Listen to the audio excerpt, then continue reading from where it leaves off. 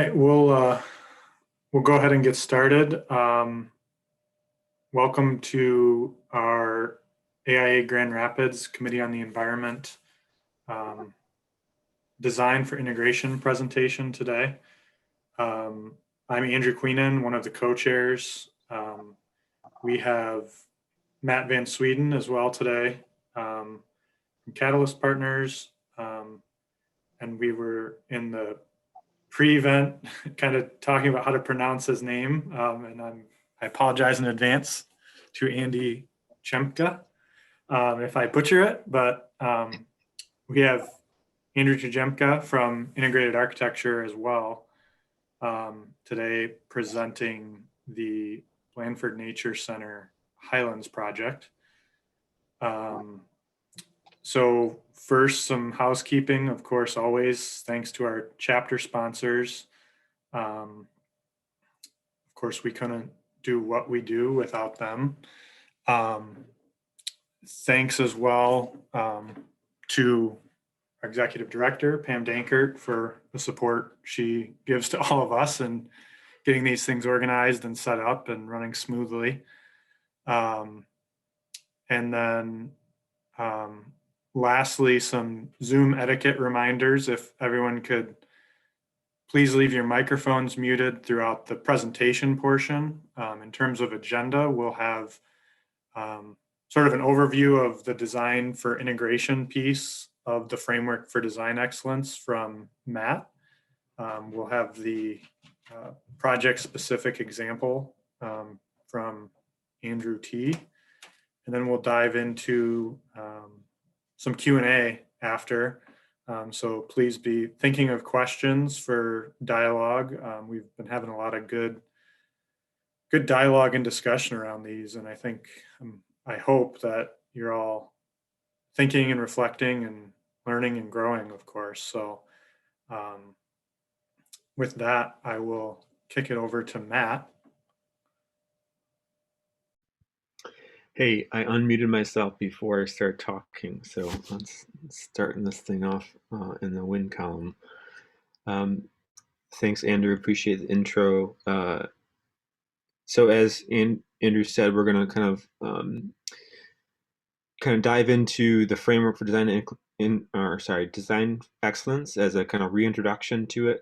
We kind of went over it last month at a pretty high level and just kind of talked about how to use it kind of as a tool within the design process. And then I'm going to dive a little deeper into this particular principle that we're talking about today, which is the design for integration. And then so I guess to that, because I'm just repeating the agenda that Andrew just repeated. So diving right into the framework. So again, it's available as a resource. If you can Google framework for design excellence, you'll be kind of launched or put on this page through the AIA national website.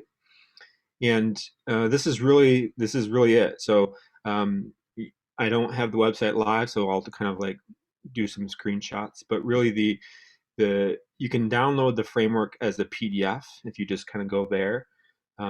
Else you can just, like I said, scroll down and you'll kind of see these visual categories, and each is a principle. So the framework for design excellence as a structure has 10 unique principles: design for integration, design for equitable communities, and so on. I don't have them all listed here, but if you go to the website, you'll see them all 10. You can kind of click into them as you wish. And today, obviously, we're going to be talking about design for integration. So if you do that, this is kind of what pops up, and there's one of these for each of the principles, right? And the organization is pretty straightforward. You have the focus topics that you'll kind of see in some of the best practices information. But how it relates back to the PDF, if you were to download it, is these prompts right here is really what is included in the framework. And the website provides a little bit more detail. They call it the toolkit. And so there's best practices, there's additional resources, etc. But these prompts, these 4 prompts for the design for integration is really, you know, meant to, and I think Megan Fincher-Wall kind of communicated this last month pretty well.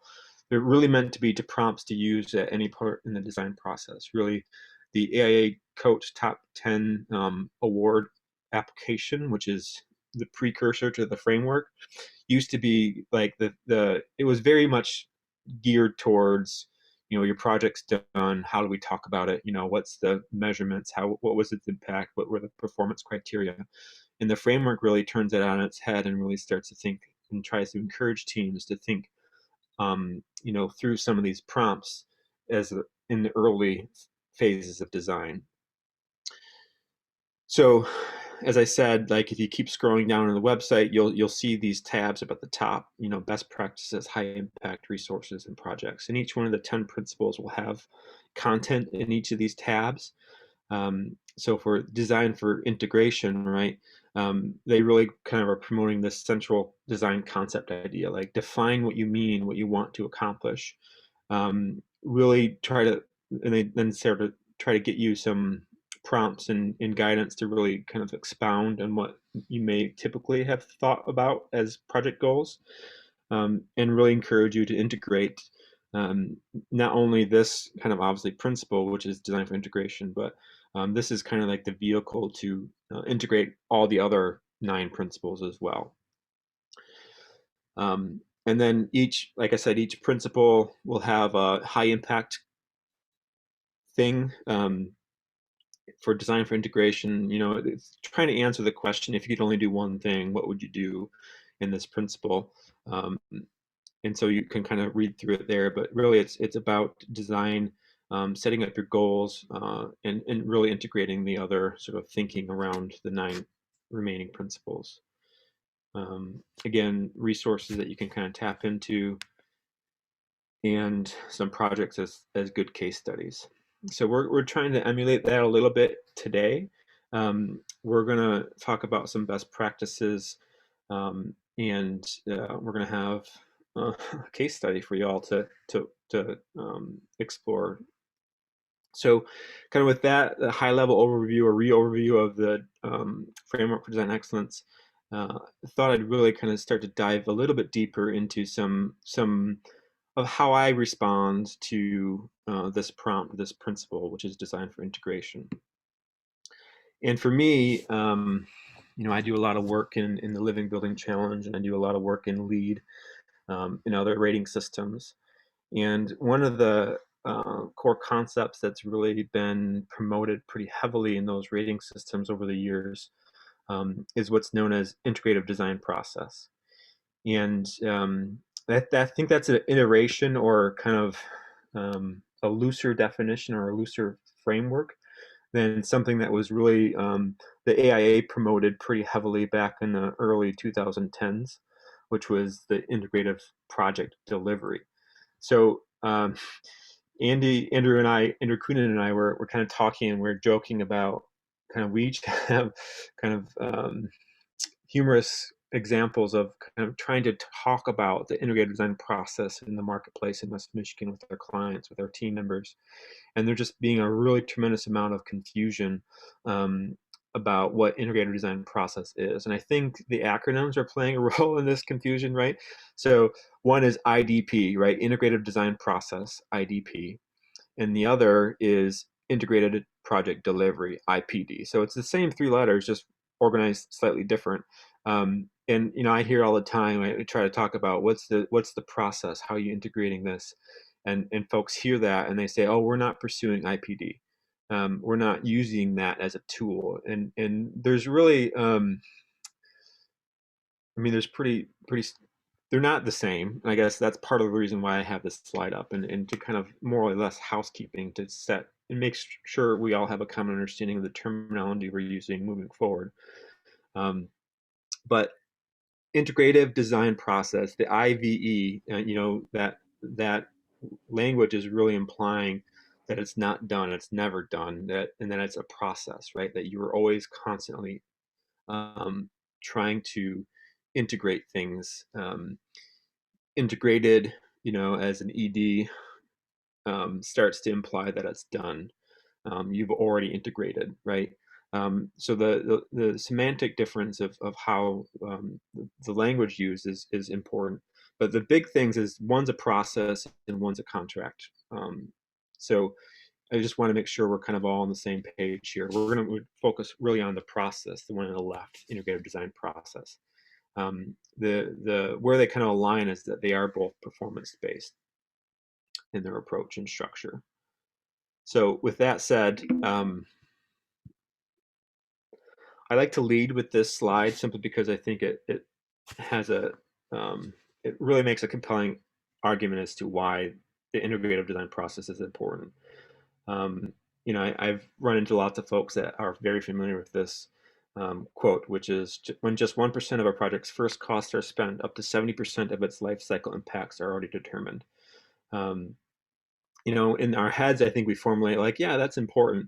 That it's clear, right? That would I like to actually put that on a scale because architects and designers were visual people.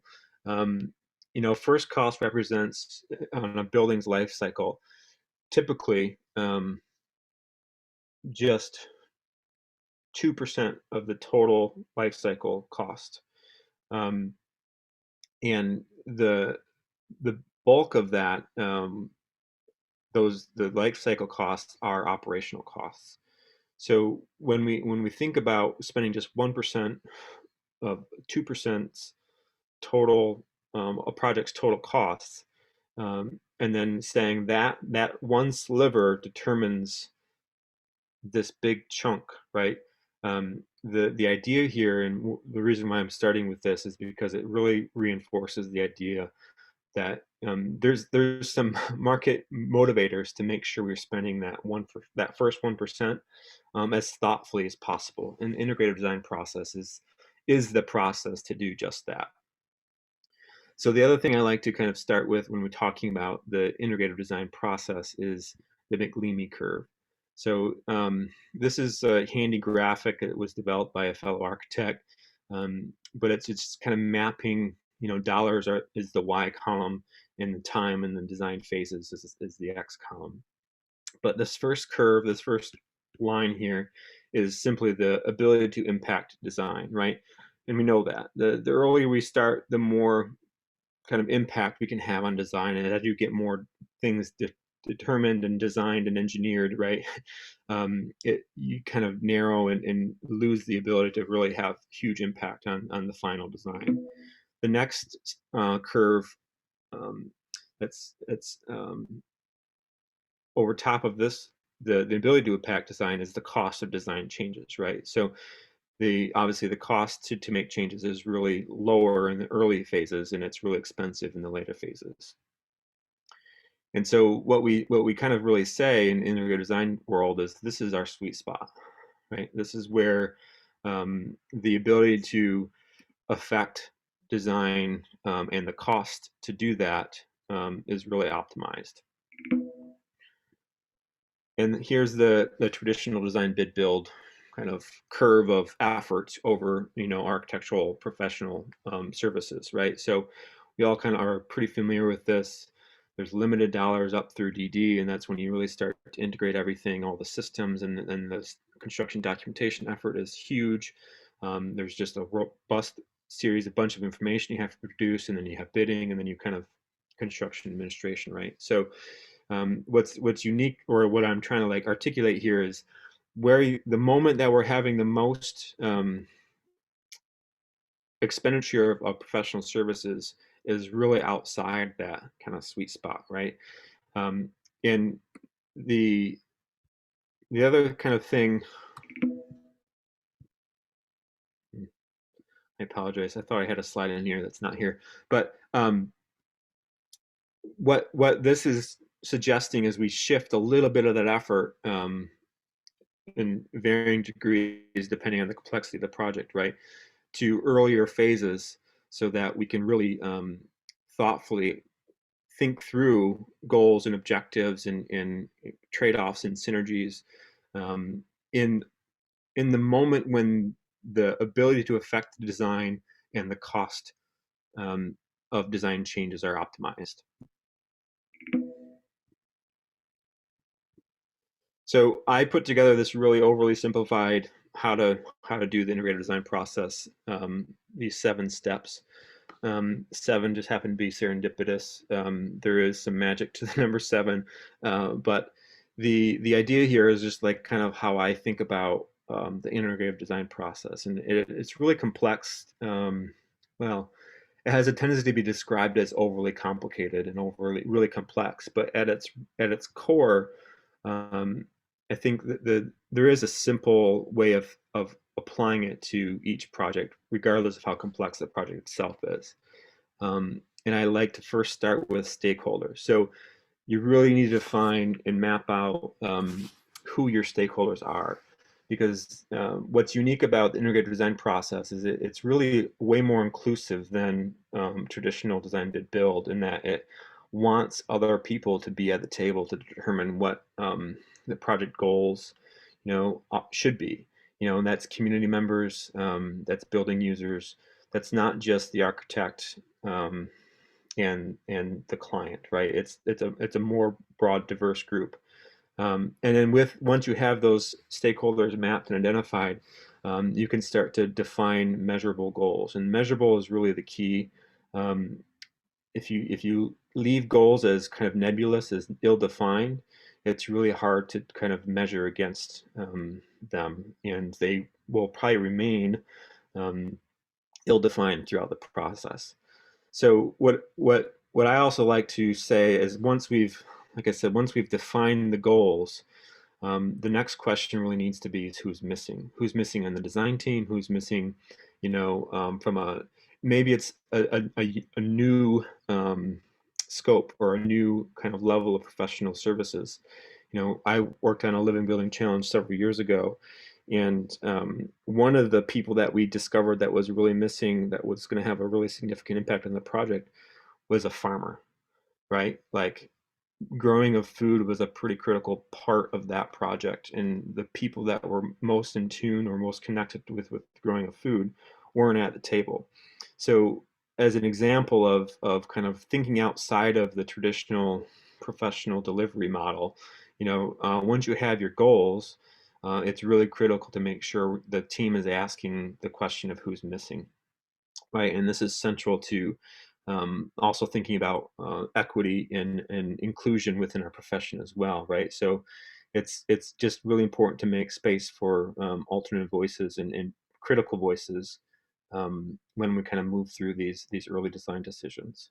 So you have your stakeholders mapped, you have your goals defined, you did kind of asked your you've asked yourself who's missing. The next thing you do is you really create a plan of how to synthesize all that information, right? How do you engage the stakeholders throughout the process? How do you check in with your goals? How do you make sure you have an engagement plan for all the folks that you identified as missing? So once you define your plan, you again you check in. It's really important to kind of keep referring back to those goals throughout the process. And again, that's where the measurable aspect of those goals really becomes quite invaluable. Um, and then the check-ins is kind of goes hand in hand with number 6, which is just to measure success. Success, I like to say, is just simply defined as meeting or achieving your goals, right? So um, if you don't ever state what your goals are and define them, it's really hard to determine if you're successful at the end. Um, and so I think that's an integral part of which is number 7, which is improve, right? Design is very iterative, and we can't improve if we don't ever do, some of this work, which is what are the goals, checking in, measuring success throughout, and hopefully after the project's complete, or maybe it's built, right? To really evaluate what lessons there are to be learned for next time. Because I've been doing this a long time, and every project I feel like I'm still missing something, right? And maybe that's just my own personal stuff, but I feel like there's something to learn of every project, and I think the integrative projects that I'm a part of are most um, are set up to be most illuminating when you're thinking about how can we improve as practitioners, as professionals. So at this kind of juncture, I kind of wanted to pivot and kind of talk about some of the products that are in the marketplace about how to integrate the design process. And I'm also going to, I'm also going to, um, the word is escaping me right now, but recognize that from here on out, the discussion turns to be quite energy centric, so energy efficiency centric. So this Architect's Guide to Building Performance, right? It's a guide developed by the AIA, and it's helping. It's written for architects to help them understand how to integrate performance simulation into the design process. And it's really helpful and really valuable, and it's really got some great graphics. One of my favorites is this one. It talks about. Sorry, I have to check in my time because I think I'm already going over, but it's really helpful because it really talks about how design strategies are the most impactful to whole building energy use. And architects are the most directly responsible for design strategies. So it really puts the burden on architects to think through the implications of their design choices um, as how the building performs. It's not something we can regulate to engineers or energy modelers. It's really kind of saying that there's a critical need for architects to kind of think through some of the stuff in the early design process. And here's a map of different strategies or different tools and when they ought to be utilized in the design process for the most impact. Again, this resource is available. Google it. We can share as a resource afterwards. But it's really kind of in depth, and there's a lot of really good information here. And the why, I think, is also important here in that this is a kind of a map towards carbon neutrality, and it's really the framework of how building codes have been operating. And the reason why it's here as a slide is because it really communicates codes are going to continue to improve. And architects, if we don't start to incorporate how to do integrated design process well, we're not going to be able to meet future codes simply because we can't keep status quo won't non-integrated projects won't get us to where we need to be, I guess. So at a high level, IDP is all these things, right? But it's also not optional. I really don't think we can rise to the challenge that's before the profession with regards to climate change without really integrating our design services. I'm going to go through this really fast because I need to get through my content quicker than I have been to allow Andy some time to talk about his project. But this is a graph of atmospheric CO2 over the past 800,000 years. And I'm talking about, integrated design process not being optional. Sustainability has long kind of been thought of as just like flattening the curve, right? And we're to the point now where that's not ever good. That's not good enough. Like we can't not start to reverse the trend. And restorative is like kind of often viewed as the next best thing to sustainable, where it's positive. I think we've heard a lot of that language around, Microsoft's commitment to carbon being carbon positive, meaning they're sequestering more than they're emitting. But again, that doesn't quite get at the need either. And regenerative is really the way that we need to kind of think through our systems. And my argument, and the reason why it's here in this slide in this order, is that the integrative design process is the way to integrate interconnected systems to achieve regenerative projects. And I also wanted to say, as we tee up Andy here, his project pursued the Living Building Challenge, and that's largely heralded as the premier framework for regenerative design. So again, this is just meant to kind of be a cue, a signal to say integrated process is really critical to thinking about how the profession sets itself up to achieve the challenges before it. So I guess with that said, I'm going to hand it off now to Andy Jackma. I'm going to stop sharing.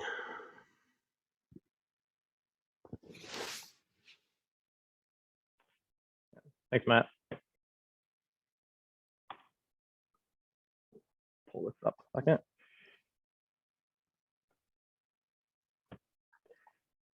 All right, so kind of a quick overview. The Highlands project is in coordination with Blandford Nature Center. It's a piece of land, 120 acres on the northwest side of Grand Rapids. Blandford acquired it in 2017 with the Land Conservancy of West Michigan, and its history was it was a former golf course. And so the kind of the big idea here for this project is to restore this land to what it would be pre-development, 100 years ago, 200 years ago. And so there's a lot of very high aspirational goals with this project that extend beyond architecture and are really focused on the site itself as well. So kind of set the stage here for when I became involved with this project was almost a year ago to date. Kind of our first main meeting for this was my first working from home date. So I'd set up shop in my daughter's nursery and was trying to run a large discovery session with all these participants. But it's been a fun and educational process to date. I think looking at the site, there's a lot of available resources there and a lot of opportunity to the site as well in moving it back to what it was. So first off, I think I just need to address that the client that we're working with here, their goals really align with what this IDP process is and the Living Building Challenge is. You know, they understand that investment early on really has benefits that extend far beyond the open date for the park and for the pavilion itself. So this is a statement right off of Blandford's site. This is their mission statement. I think that it's really what we used as kind of a guiding principle, and I'll talk about that in a little bit, but that just to understand that their vision was really to create this holistic regenerative project that addressed a lot of different aspects. And so that was really just beneficial to have that as them pushing us in that direction as well. These, again, off of coming from Blandford, a lot of these, I think we'll see that they align really well with different aspects of the Living Building Challenge and the design for framework excellence and framework from the AIA. And so here again, we just have aligned values and aligned goals right from the drop on this project.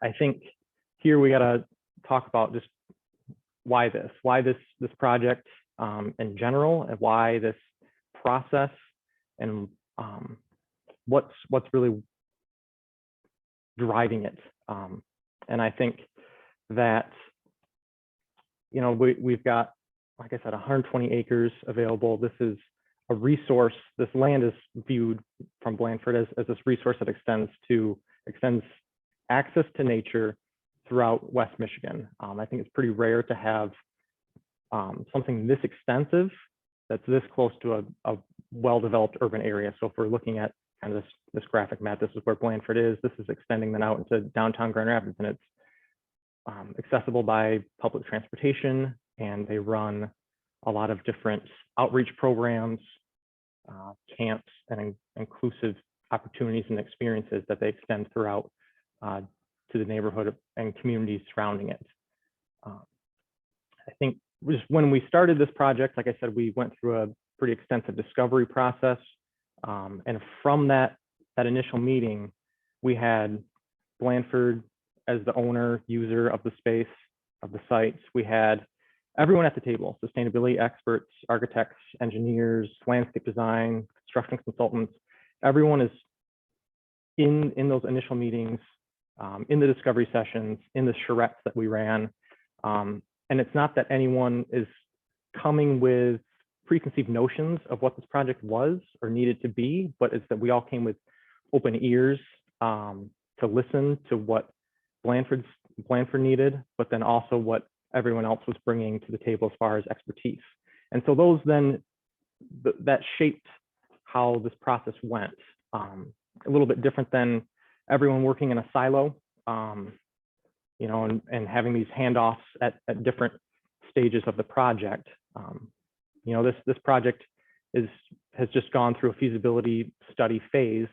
So it's not to the point where it's built or on construction or anything, but I think that there's a lot of information that's been already invested into this project and into the process. And I think that, like Matt iterated, that having that investment up front has really shaped what we have now. If we had not done this process and that inclusive process, it would be a completely different result as to where we're standing with this project. So one of the things that this project is going for, obviously, that Living Building Challenge. And I'm right here, I just want to highlight how the Living Building Challenge and the Framework for Design Excellence have a lot of overlap. There's a lot of direct correlation between different petals in the Living Building Challenge and the different aspects of the framework. And right in the middle here is what we're talking about today, is this design for integration. And that piece is kind of that overarching piece that's including everything, all those other 9 aspects of the framework, and really bringing together, in my mind, all 7 of the petals of the Living Building Challenge.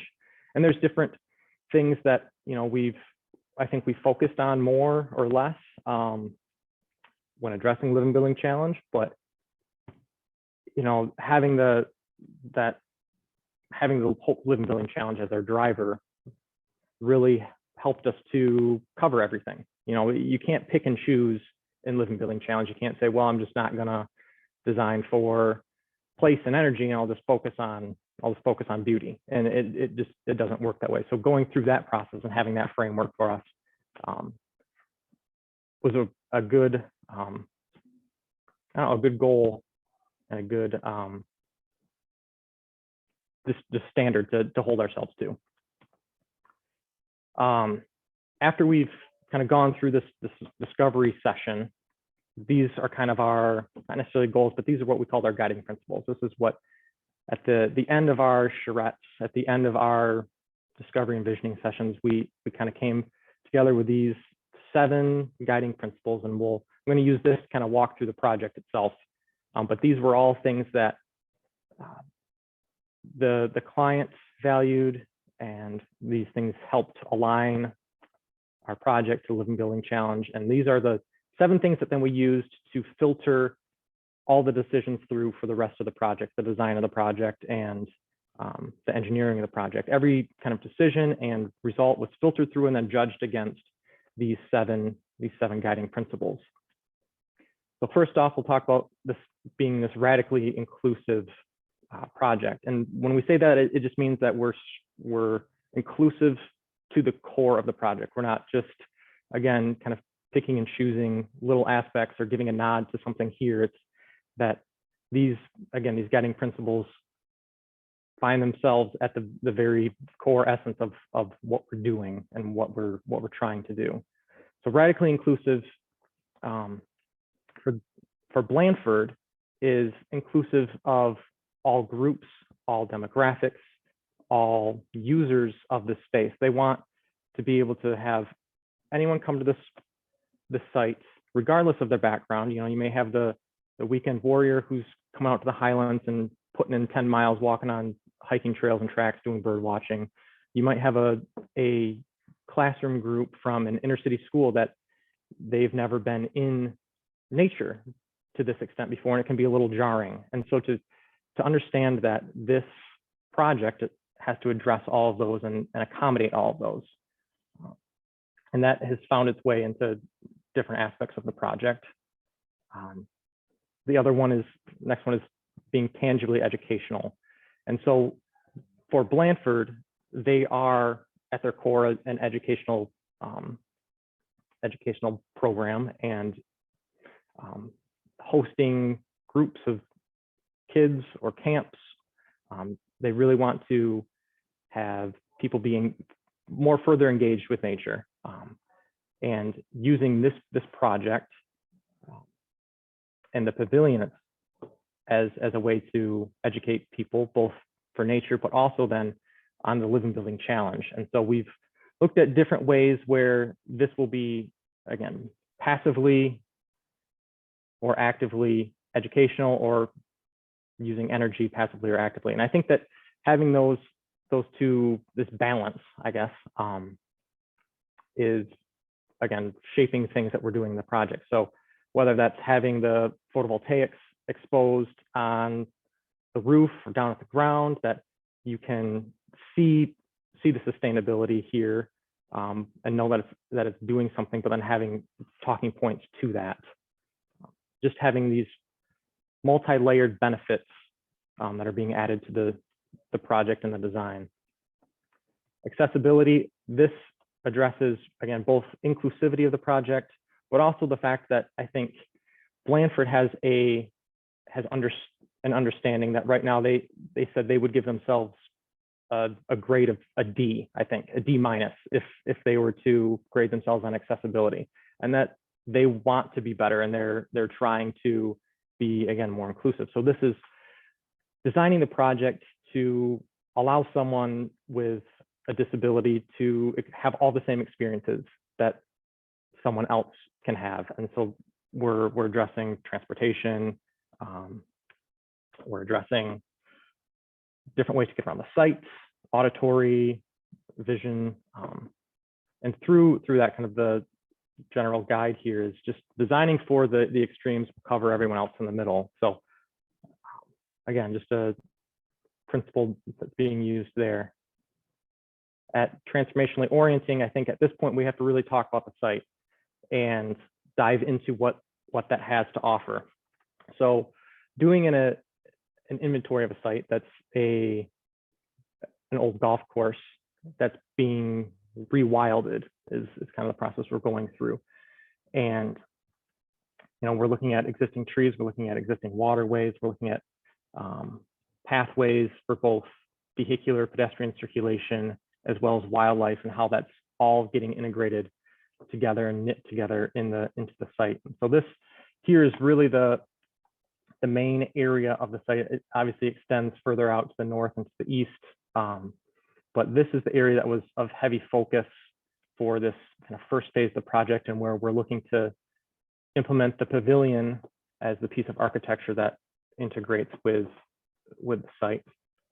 So here's this image of what is left, kind of a clear cut site that's really just open for opportunity. I guess I'd put it that way.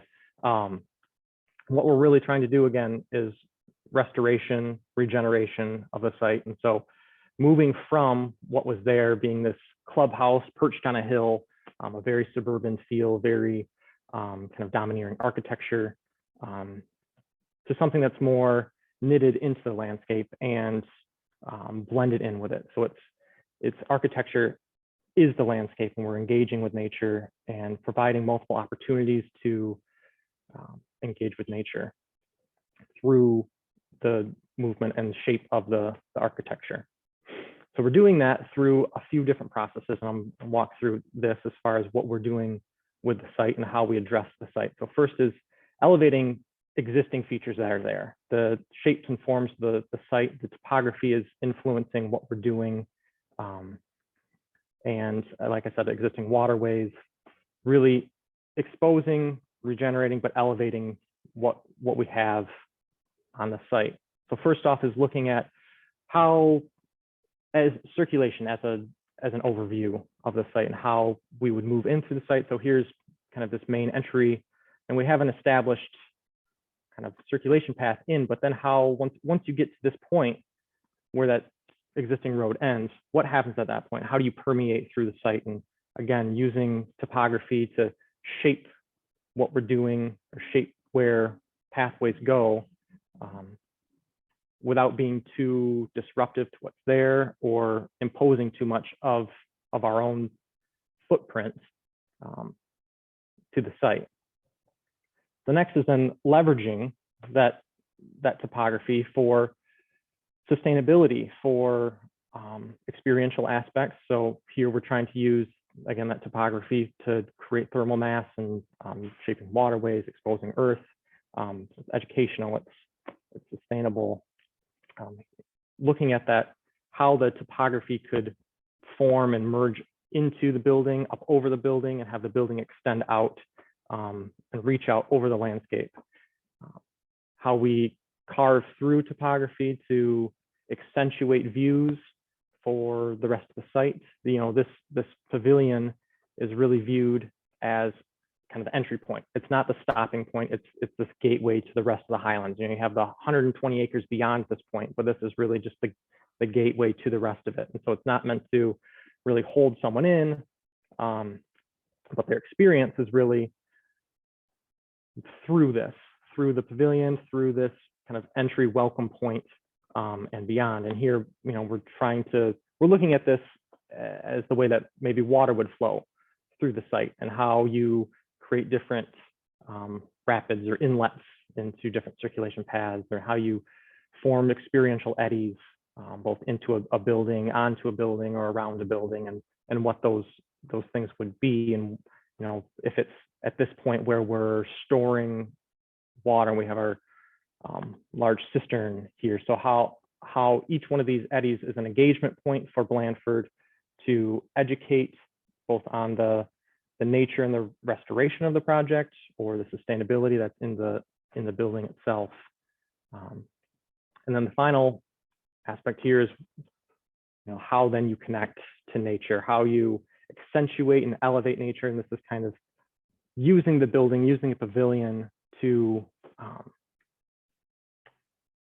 really engage with that site. So whether it's, again, moving through the building, or crafting views to different aspects of the site, crafting areas on terraced landscape to be able to move over and through the site, up on top of the building and around it. Again, it's providing different levels of engagement, different levels of I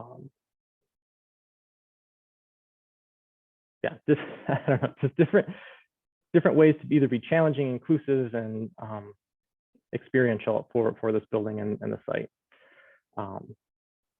Looking at the site kind of design as a whole, again, you can see pathways that just move organically from the entry all the way out into the site, moving past waterways. I think here, looking at, you know, we're using water as part of the Living Building Challenge, trying to be fully inclusive on the site as far as harvesting water and treating our water. And so we're then highlighting those treatment facilities as these wetlands, these constructed wetlands to treat black water on the site, and you move through it or over it, around it. Again, that aspect of being educational and sustainable at the same time, being active and passive with how you're engaging it. And so what you end up with is this building that has, you know, merged with the landscape, extends out over top of it, creates this welcoming plaza that is then the gateway to extend out beyond. I think here it's important to then look at what the program was for the Highlands and what we got from Blandford. And so what their main goal was for this pavilion was to be this educational facility that could hold classroom events, hold assembly spaces, function for them year round. And so what we have in there is, you can see classrooms, assembly, office, and then also be able to be this 24-hour building for people that are out on the site at all times of the day. What we're trying to do here is really leverage then the program to be able to be multifaceted and accomplish, again, multiple goals. And I think that is looking at, when we're looking at like a triple bottom line design process, that using aspects of the program to do multiple things is really helping to then impact the economic aspect of this project, and not have a bloated program. So it's really looking at how we can be flexible, how we can be innovative and kind of creative in what we're doing, what we're using the spaces for. So looking at the pavilion itself, we have this entry, this gateway space, the split between this mechanical space on the side, and then the kind of multi-purpose classroom spaces in here. This mechanical space off the side is actually buried. It's kind of an earth building.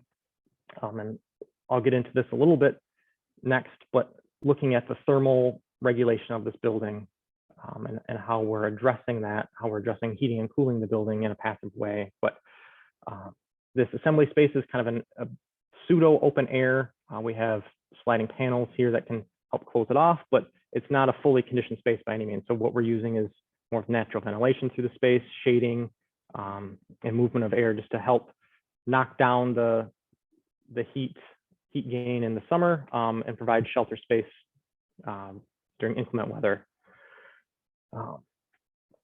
We talk about, being transparently safe. This again is looking at that being inclusive. You know, you have the person that's never been in nature to this degree. I think it can be pretty jarring.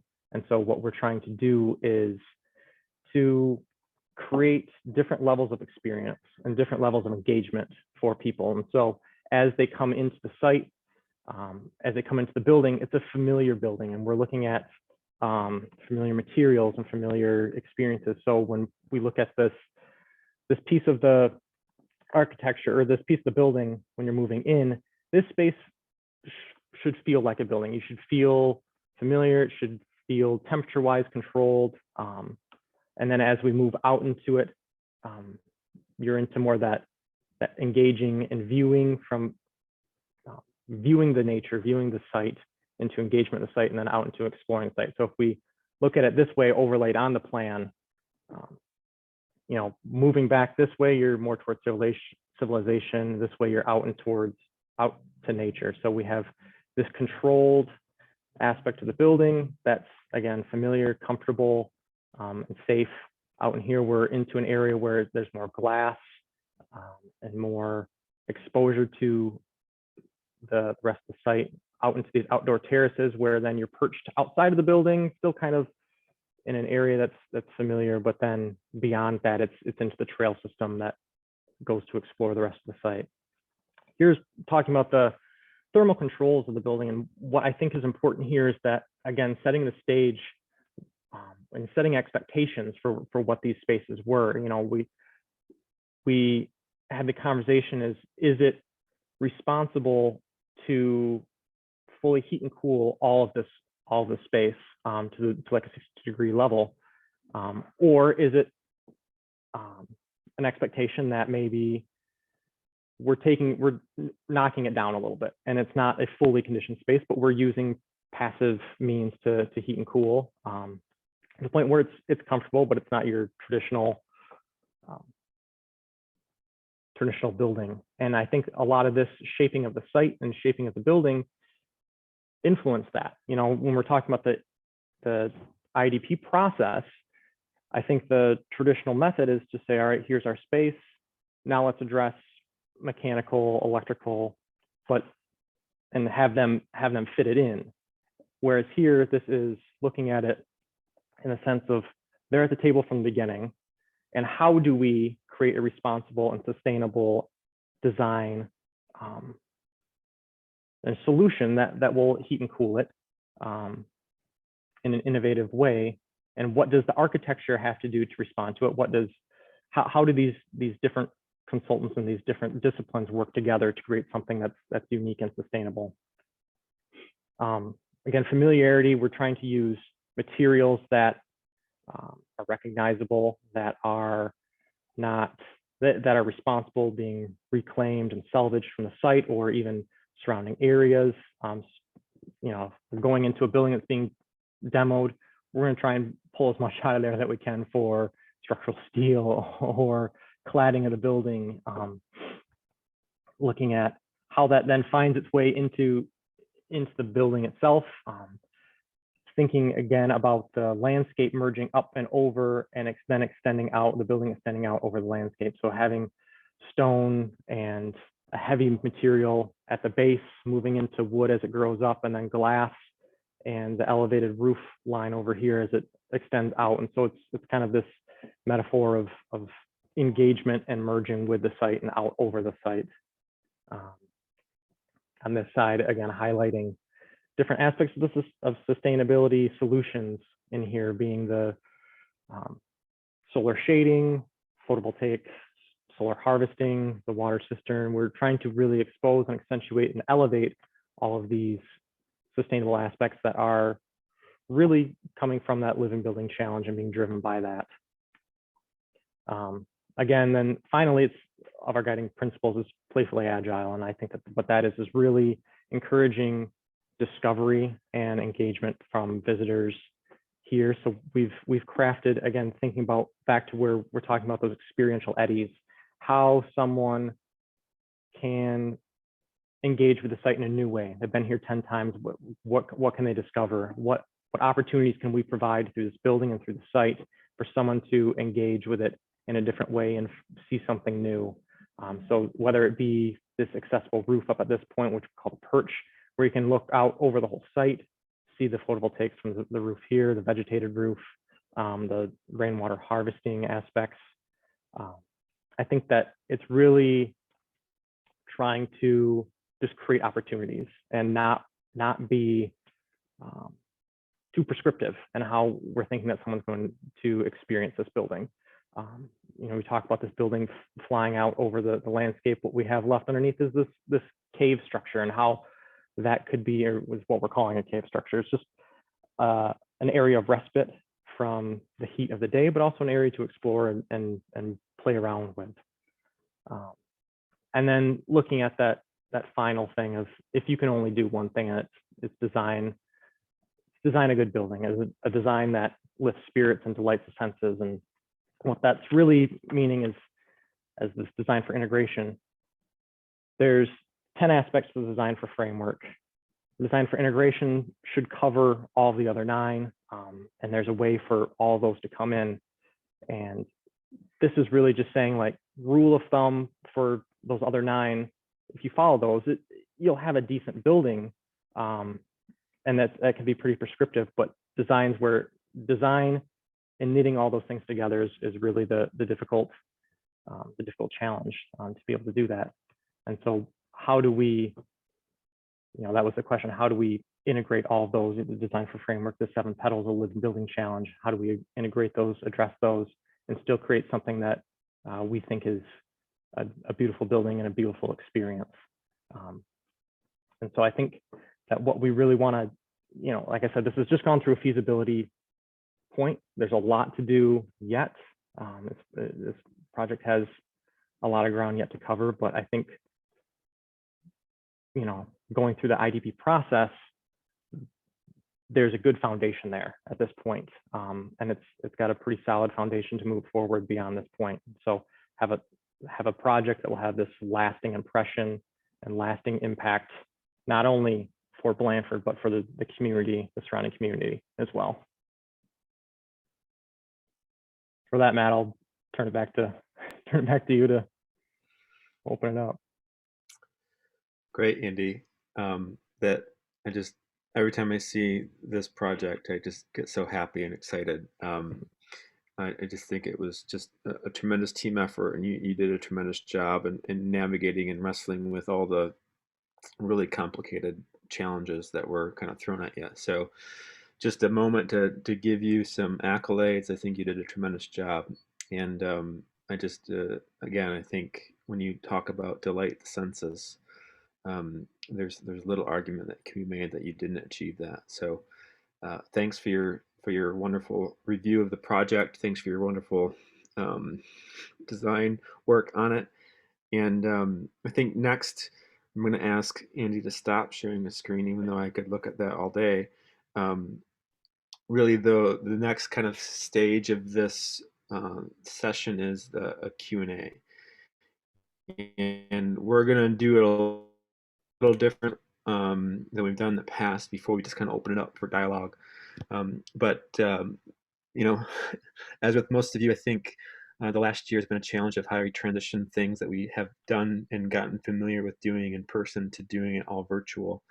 And typically, you kind of assemble into small groups and you have dialogue and there's a break, and we can have lots of smaller discussion, but it's really hard to emulate that virtually. But one of the tools that we've discovered as practitioners in this space is this tool called 1-3-all, and we're going to practice that today.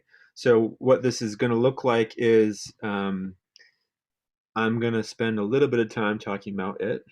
But then the one is you each are going to have a couple minutes to have some personal reflection of what was shared. Write down some thoughts or questions you may have for myself or Andy or anybody on the team. Just a moment just to kind of collect your thoughts, to synthesize everything you've heard. And then I'm going to try to do a breakout session where I'm going to pair have groups of 3. So there's 14 of us, so that's going to be about 4 groups. So not a whole lot of us, which may work to our advantage later on. I know there's one group, at least I think, that's got more than one person, so maybe we'll have to figure that out. But anyway, the idea here is once you have your personal reflection, you have a short share in this small group session, and each person has about a minute to kind of share their reflection, right? It's going to be pretty important that we share the time. So I'm going to talk about a facilitator and a scribe role next. But at a high level, what we're going to do is have that group discussion, and then we're going to have a report out. So all the groups are going to have an opportunity to kind of share what they talked about, any sort of insights or things that came to top of mind as everybody was sharing. And then that will then be the foundation for the group discussion, and we can have some dialogue and people can ask, and we'll unmute everybody. But I think for now, if you are comfortable with doing so, I'm going to ask you to turn on your video. So when you go into your groups, you can stare at faces, not names. So I think what I'm going to do is I'm going to spend, now you're going to go into your personal reflection. Okay, so I'm going to set a timer on my end for 2 minutes. So I just want and encourage you all to think about what was shared, something that's gnawing at your back of your mind, a question, a burning question you may have for me or Andy, and just collect your thoughts and maybe go to the bathroom or whatever. But the idea is just a couple minutes to take a moment and just reflect on what we've collectively experienced. So go.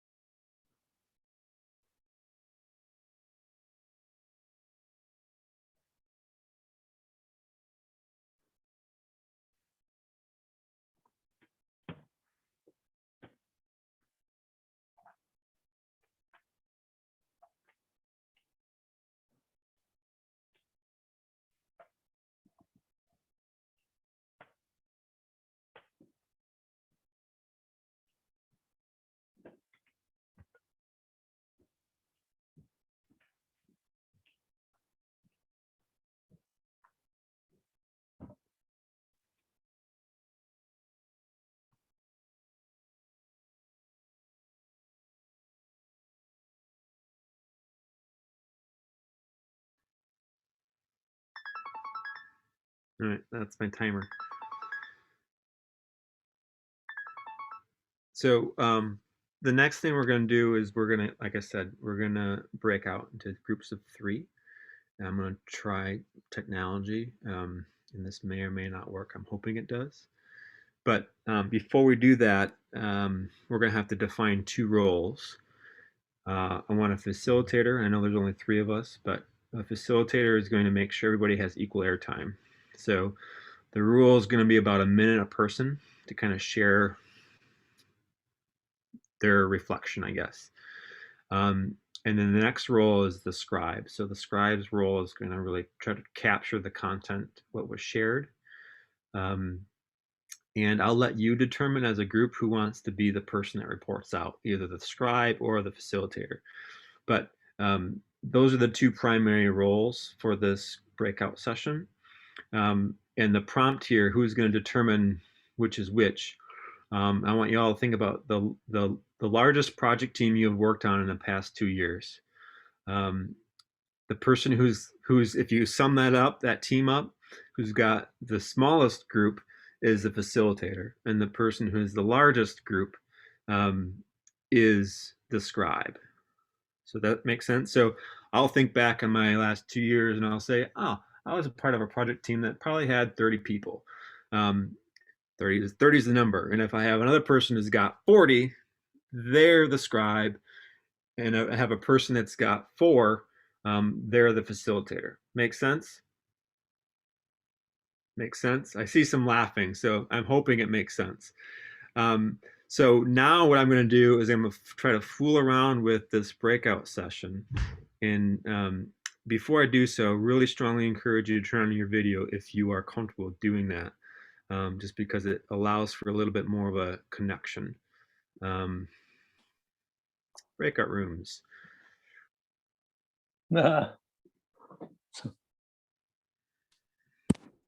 So there's now 10 of us.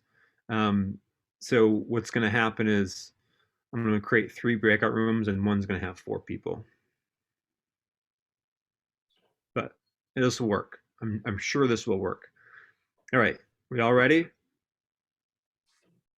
All right, good. Welcome back, everyone. I can't hear most of you, so let's see if we can do the chat, or how do we get people to not be... Can you unmute yourselves? Yes. Yes. Excellent. How'd that go? You got a bonus minute because I've never done that before, and I thought when I closed the meetings it would be, hey, closed, but you got an extra minute, so consider we do. savings time. Well, I want to hear Andrew finish up. Yeah, we all thought you cut us short by about half the time. We barely got started. It goes fast. So you guys, how'd it go? Like, it sounds like you were feeling pressed for time. Yeah. Only when the time clock came on. Oh, we didn't even know the time clock. The time clock. Oh. All right, and we all lost about half the participants between when Andy got done and now, so that's another thing. But I guess I would like to. Who is the room number 1 facilitator? Ed, myself. Oh, is that? Oh, Ed. Oh, Yeah. okay. So did you guys have determined who was going to report out? Was it you or the scribe? Well, we didn't decide, did we? We didn't decide at all. We haven't had enough time. I'll let the scribe do it, but we can all pitch in a little bit. I think we're about the only group that's still pretty much intact left of all the groups. But, Well, I guess the big theme in our conversation really focused around sort of nostalgia for Blandford Nature Center and talking about personal experiences there and our children's experiences and our grandchildren's experiences. But we really, and also we really kind of the idea of the inclusivity that you know that I'm seeing for the future, some of the accessibility, because that was always an issue out there, not being very accessible, and now becoming more accessible, and maybe having more diversity. And that's something that I really look forward to out there, because it hasn't been very diverse historically, you know.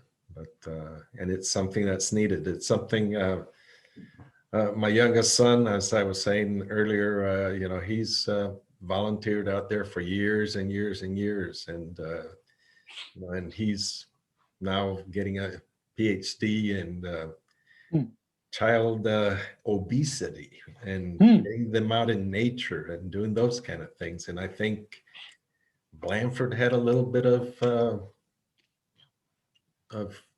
push for what he's doing now. It had a lot of pushed him in that direction of nature. He loves nature. He can't, he's in it constantly. Yeah.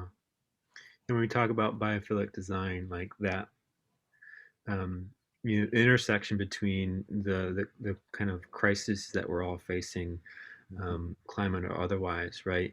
One of the things that Rachel Carlson said in her book Silent Spring, you can't protect what you don't love, right? And biophilia is that introduction, the falling in love of nature, right? And the importance and critical kind of need to encourage and facilitate that in young people is really critical. And I think, yeah, I'm there with you. My kids went to Blanford Nature Center, the environmental school, so we have a deep love and appreciation for the center as well. So, right.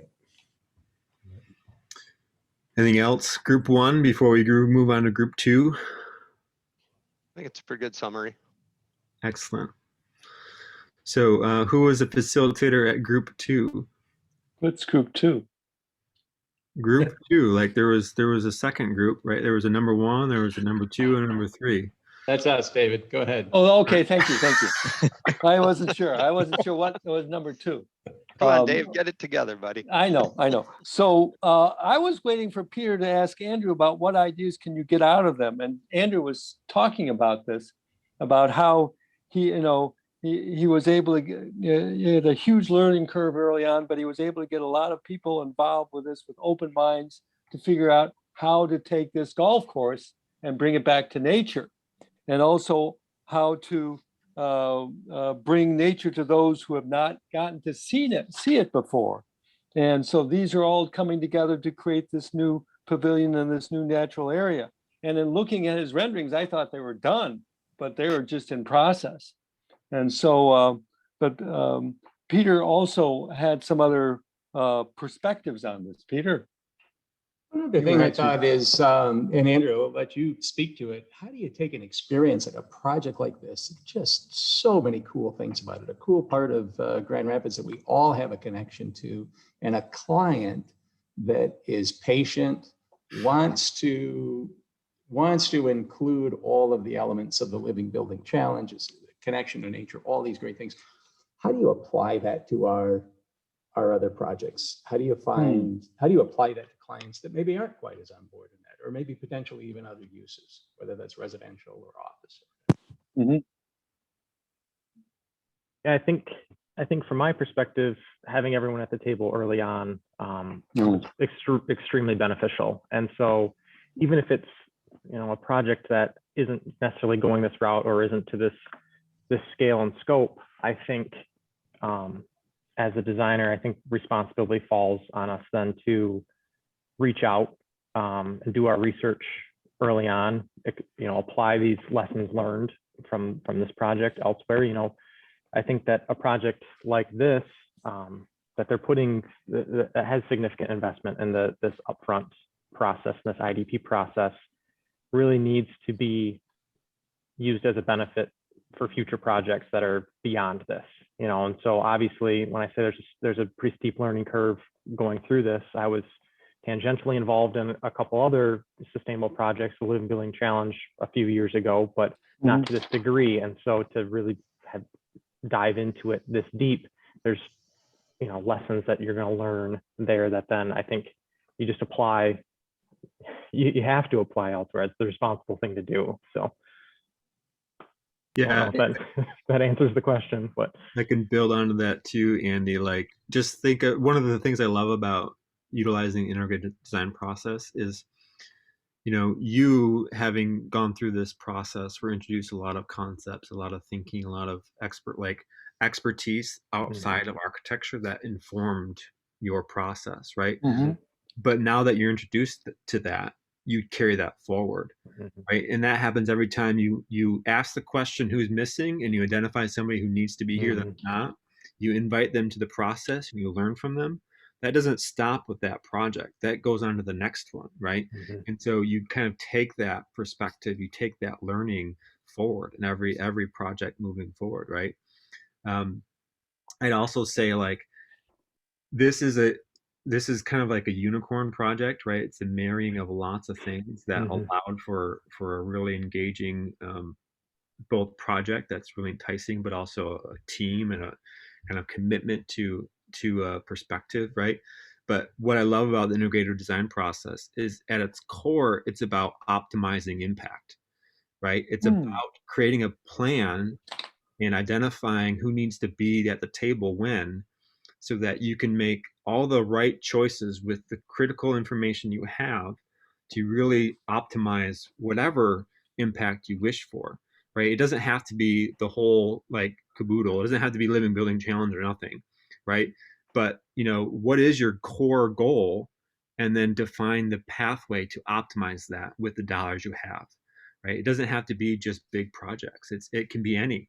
The integrated design process is really, this is the language I use all the time. It's about optimizing impact, right? We all have finite resources. We all have finite time. But if we don't apply a process that kind of optimizes everybody's kind of perspective, expertise, value, really, you're going to miss opportunities, and you're not going to land at that optimum solution. So, Matt, are you saying that the presentation you had this morning or this afternoon of the IDP is sort of a summary of something to keep in the back of your mind if you're trying to organize a project to make it as, optimal for the client and for the site as possible? Yeah. So those 7 steps I went Right. through, I use those all the time. It's really just about, Right well, there. this is an equity issue within architectural profession, right? 92, 93% male, 80% white, right? That's Right. a very limited perspective that's making an obscene amount of choices for a lot of people. You have to map stakeholders. You have to invite other people to the table. Let them co-create goals together that can be measured throughout the process. And once you have goals and you have stakeholders, you need to ask who's missing, right? If you don't ask that question, you're never going to have the expertise to get to the optimum solution. So really, those first 3 are key. Those first 3 are the foundation for the integrated design process. Okay. I don't know if I have the budget for it, but I'll give it a shot. Well, it doesn't have to be a big budget thing, really. It kind of it's a different allocation of resources, right? It's a different investment of time. But it's on its whole doesn't have to be more. It's just different, and I think that's what people tripped up a little bit. I was talking about that with our group of, I don't know who did it, but one of the cool things at Blandford, they put a little spot up where you can take a picture with your cell phone and post it somewhere, and it's getting the user involved in it. So you're getting a lot of people involved, and you're getting the seasons involved, and didn't cost next to anything really. And depending on how all of those photos come back, it just I think it shows how the place can change over time, much more so than if you're just on that project team and you go out to the site for a project meeting, or in these times where you don't even go out to a site for a project meeting. It was just I thought that was a really cool way of getting all of that information back, and getting users engaged in it.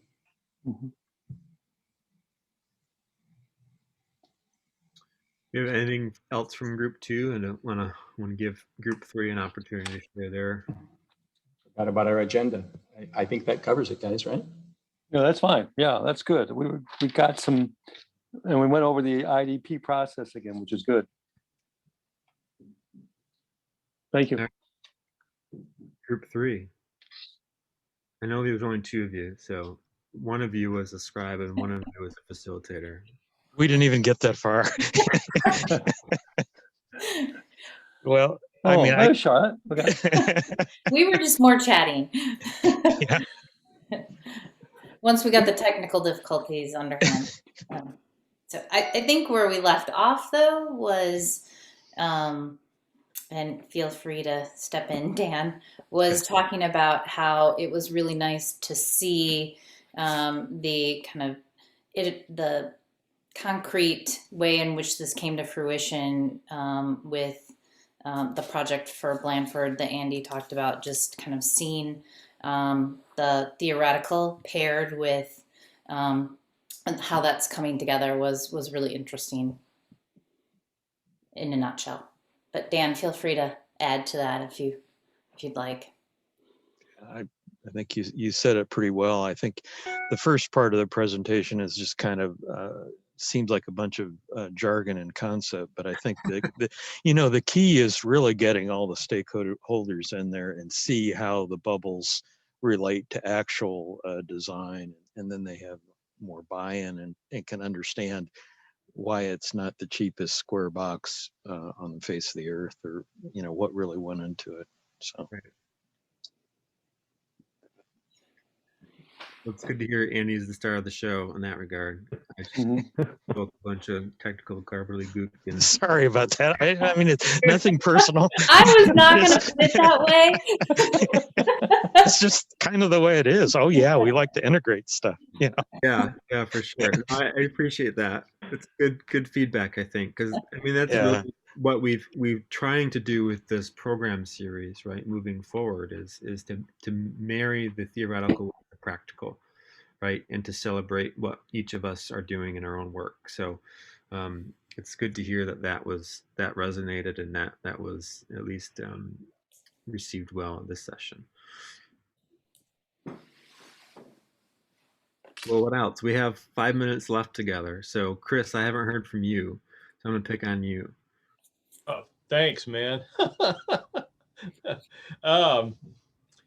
Yeah, I think something. I mean, Peter's point resonated for me. I was thinking that same thing. I mean, this is, I absolutely get that you can take the lessons and apply them elsewhere. But then, like you said, Matthew, this is a unicorn project, and you've got the 128 acres and this client that's absolutely buying in. And I think one of the challenges the profession faces is perhaps using the unicorn projects to create the wherewithal to then work with the developer. How do we make this the 15-story mixed use tower, how do we bring it to it and into every project? And I think there's some my experience, which is frankly I'm getting a little away from having some experience. My only recent client is me. That guy's an idiot. But a few years ago when I was practicing, it was a hard sell, and I think it's getting easier. And I think the selling of it, and I think we had this conversation at our last session about persuasion and how that's kind of a lost. Well, it's not even a lost art. It's almost an ignored requirement of architecture as a profession, right? Because this programming being Committee on the Environment through the local chapter membership organization focusing on architecture and architectural profession, right? We're trying to equip you all with the understanding and tools and resources to essentially sell a different way of doing things, right? And it's really hard when you have a whole apparatus that's not that. You know what I mean?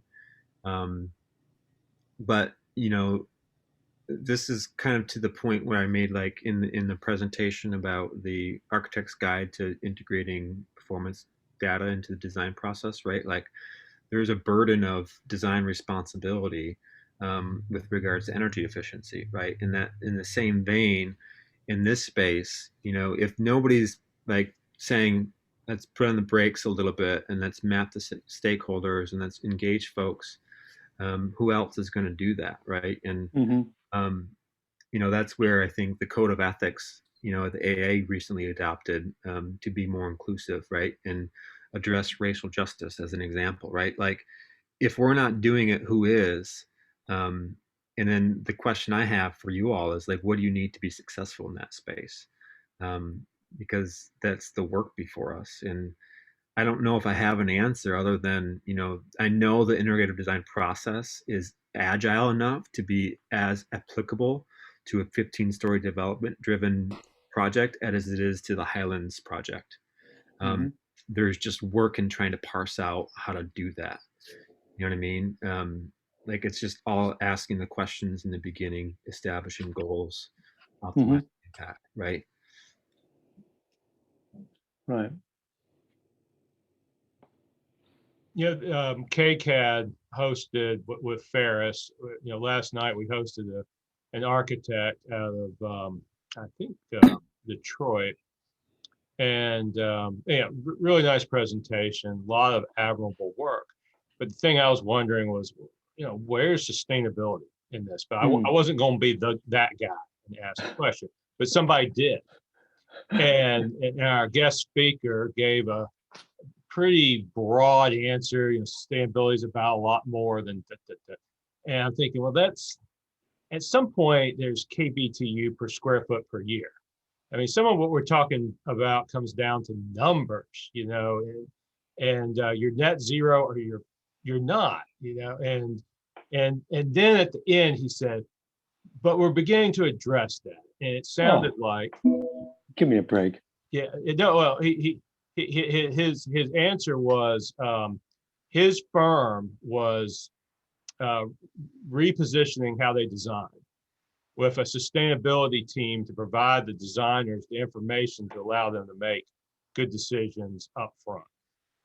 And I think that was the most hopeful thing from that aspect of the presentation,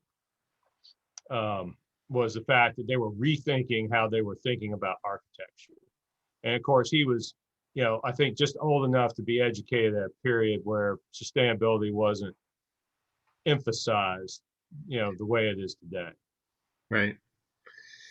Yeah, and I think to your point, Chris, about KBTUs per square foot per year, there's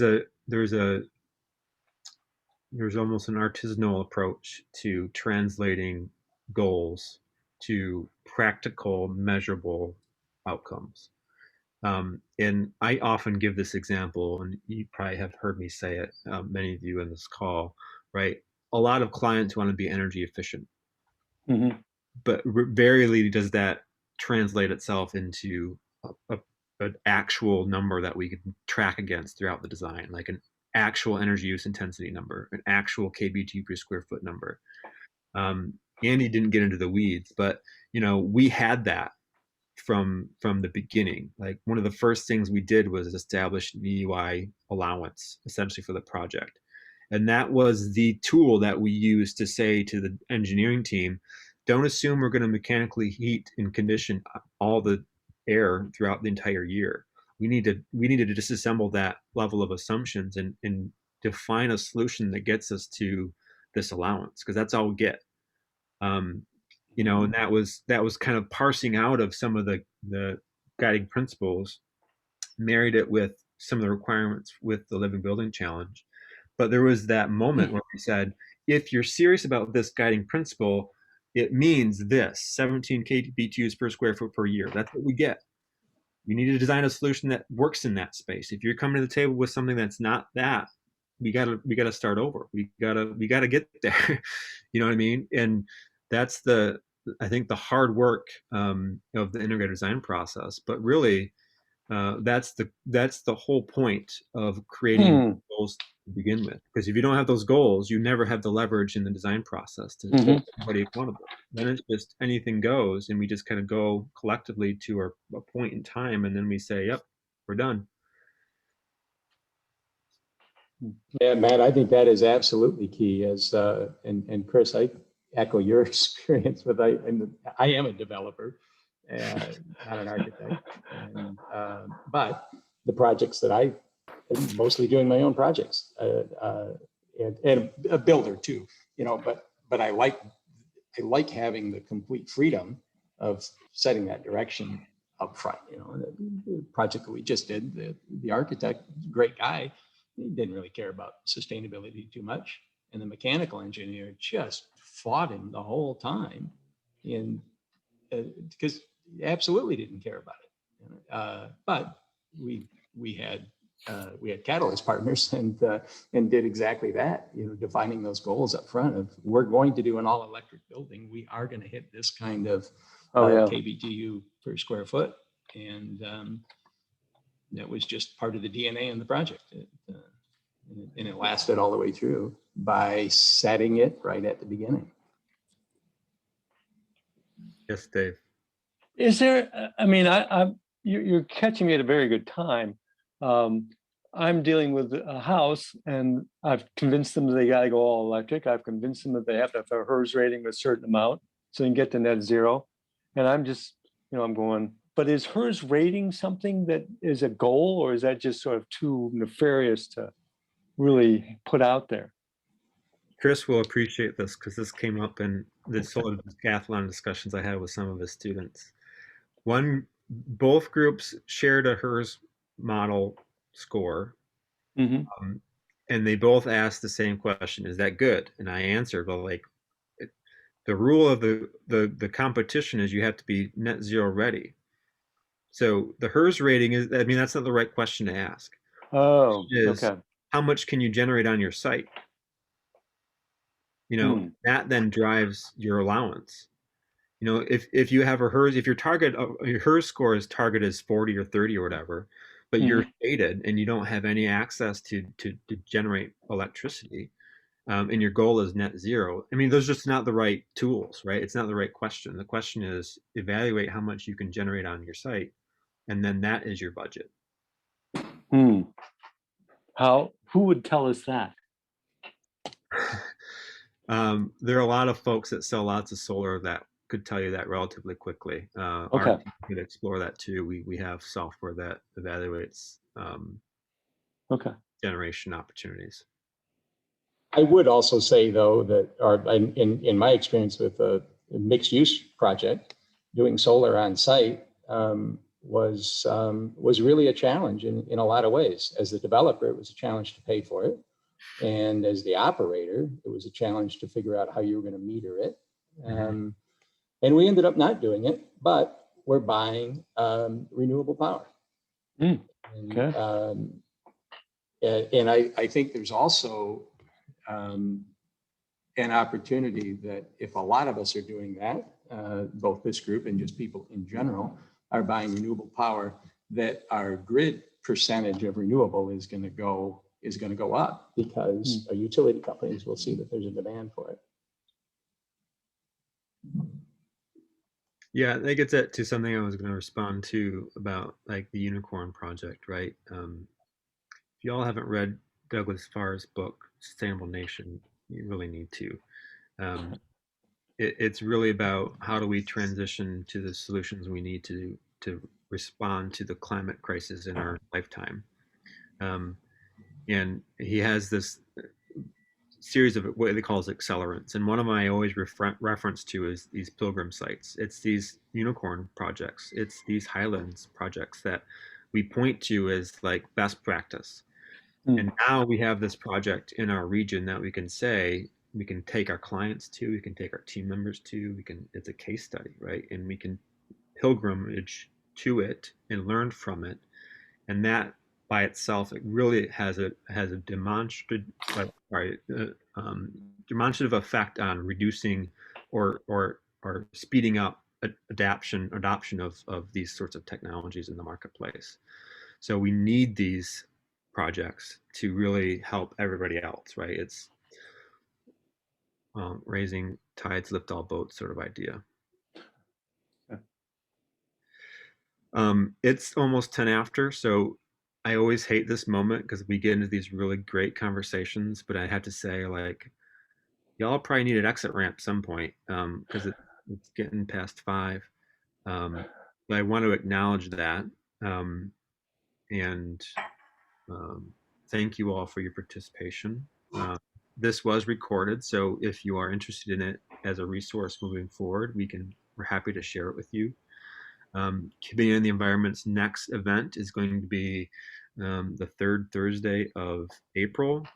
I should know that date. 15th. The 15th. Right. Ted Lott was on earlier today. He's going to be talking about his project that he worked on last year for Art Prize, Project 1. I should know the name of it too. Critical infrastructure. And the principle that we'll be talking about is design for discovery. So similar format to this, Andrew Queenan and I will give an introduction to the framework principle designed for discovery. Ted Lott will talk about critical infrastructure, and then we'll have a dialogue afterwards. So hope you all can make it to that. With that, I guess I will allow anybody any closing thoughts, but if you're like me, I think it's high time I spend some time thinking about my kids and my family. Well, thank you Nice very job, much. Matt. Appreciate Thank you, Matt. Thank you. Matt. Thank you. Appreciate it. Yeah, Thank you, thanks, Andrew. Matt. Thank you.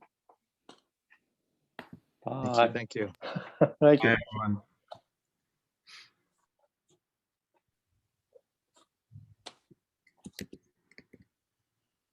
Thanks, Andrew.